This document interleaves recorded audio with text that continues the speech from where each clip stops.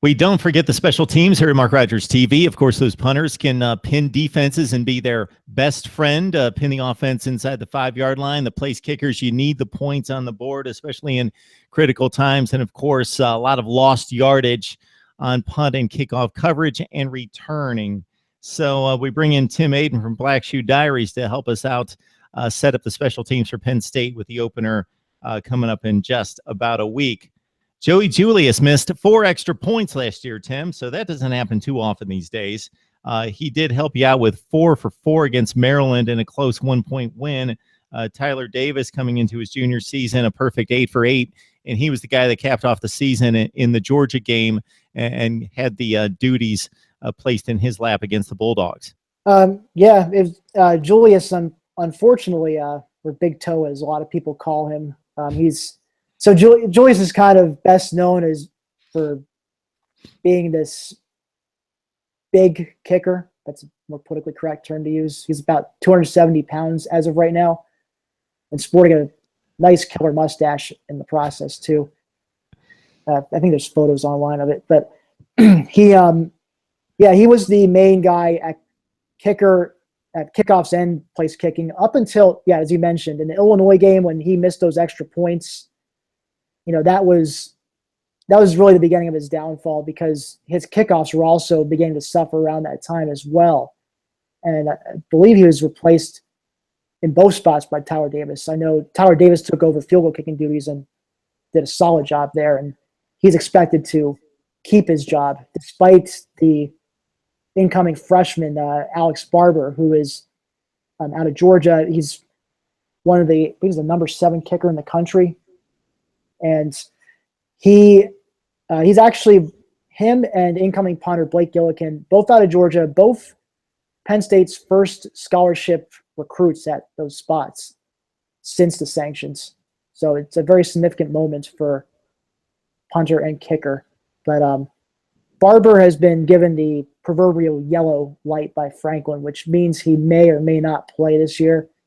And if Davis continues to picks up where he left off from last year, it's possible Barber could end up redshirting, although Barber is apparently really good at kickoffs too. So you may perhaps see him handling kickoffs at some point during the season if Julius or Davis should struggle at that spot.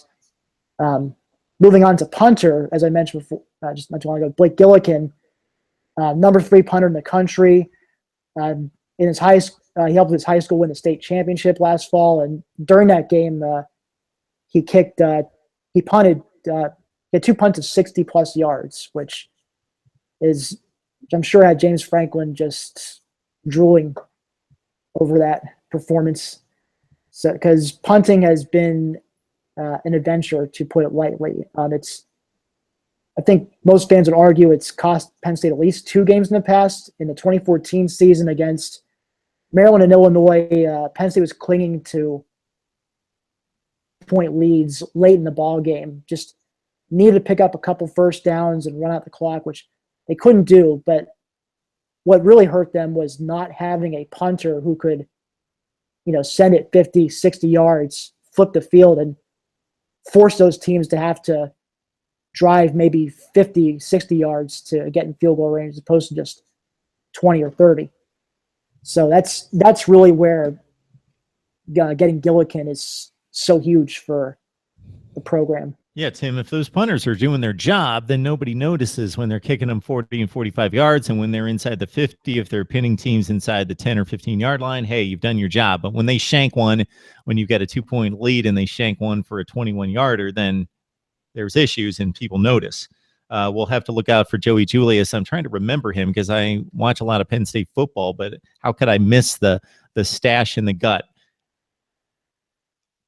Yeah, that'll be something I'll have to look out for. But maybe he gets some camera time on the sideline if he's not able to win the job after hitting 10 and 12. We mentioned the 4 extra point misses, but he did make good on 10 out of 12. All right, kickoff, punt return. You got a lot of guys back there. It appears as though you got some sure hands, some guys in place that are proven there. Koa Farmer, 18 kickoff returns. Nick Scott with 13. Brandon Polk with 10. You can kind of set us up for the return game. So the kick returner, I probably see Farmer and Scott again helping out. But interesting thing I should note, in a press conference about a couple weeks ago, or not a press conference, media interview, Franklin was mentioning how Saquon Barkley had talked to him during the offseason about being utilized the same way Stanford's Christian McCaffrey's used. He not only is McCaffrey a wide receiver, but he's also a running back at one of those positions. But he's also utilized heavily in the return game as kick returner and punt returner. And Barkley's expressed interest in fielding kickoffs especially. Now, I don't know how strongly the coaching staff feels or how strongly the fan base feels about that, because the whole risk of injury and whatnot. But it's certainly something to keep an eye out on.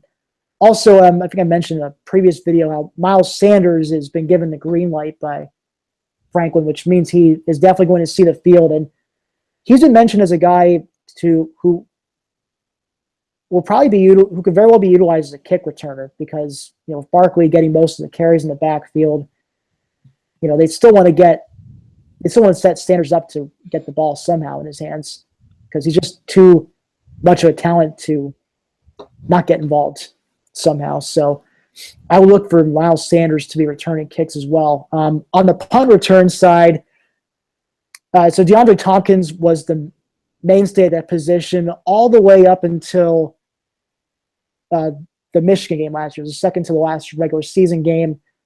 I think what finally was the last straw for the coach staff was when Tompkins, he had issues of fumbles during the year. I think at that point he had muffed 3 or 4 punts. But I think it was the final straw was when he muffed a punt. Penn State was down by less than a touchdown, midway for the third quarter, and he muffed a punt. Should have been probably something that should have been easily fielded. Just called fair catch, muffed the punt inside the red zone, and that just ended up setting up an easy Michigan touchdown, which, for all intents and purposes, just kind of iced the game for the Wolverines. And so Greg Garrity, who some of you may know is his dad, is the famed Greg Garrity, who made the iconic catch in the end zone in the '83 Sugar Bowl to win Penn State's first national title. So he ended up taking over at the spot towards the end of the year, because he's the most sure-handed amongst the punt returners. But I'll definitely be something to keep an eye out on, whether Tompkins or Garrity ends up winning that spot. You might also want to keep an eye out for Brandon Polk. He's been they tried to utilize him on jet sweeps last year on offense, and trying to get him involved in the return game as well. Hopefully Barkley didn't notice that Christian McCaffrey also threw 2 touchdown passes last year. He's going to be driving the coaches crazy to run him a few option passes for the end zone and try out the arm. So hopefully Barkley just keeps it to punt returns. And like you say, that's always a difficult choice for the coach, because you can make some dynamic plays in the return game, flip the field, do those things, get a special player out on the field with another touch or two for the game. But those collisions in the kick and punt game are pretty spectacular and pretty dangerous at times. So, all right, special teams setting it up for us is Tim Aydin, Black Shoes Diaries for Penn State football on the SB Nation platform. Again, very crucial that Penn State gets this buttoned up for 2016. Appreciate the time, Tim. No problem.